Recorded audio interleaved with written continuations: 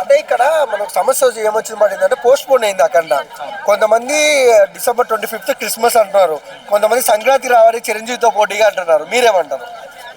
First of all ఏంటంటే bro, సినిమాల మధ్యన పోటీ అనేది ఉంటుంది. బట్ ప్రతి ఒక్క సినిమా కూడా మంచి విజయం సాధించాలని కోరుకుంటాను నేను.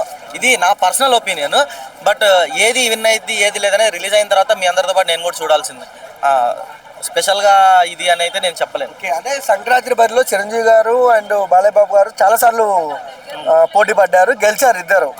సో ఏంటి పరిస్థితి ఈసారి పోటీ పడితే ఎలా ఉంటుంది? ఈసారి ఇద్దరు గెలుస్తారు బ్రో, ఇద్దరు గెలుస్తారు. ఎందుకంటే చిరంజీవి గారు లుక్ చూసారు ఎలా ఉందో.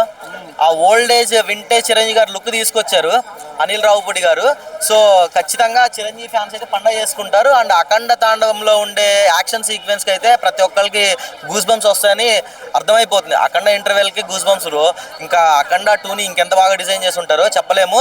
సో ఒక స్టైల్ అండ్ కామెడీ పరంగా చూసుకుంటే ఇటువైపు మన శివశంకర్ వరప్రసాద్ గారు, అండ్ ఒక యాక్షన్ సినిమాగా తీసుకుంటే అఖండ తాండవం, రెండు కూడా ఒక సపరేట్ ట్రాక్ ఉందన్నమాట. రెండు సినిమాలు మంచి హిట్ అవుతాయని నేను అనుకుంటున్నాను.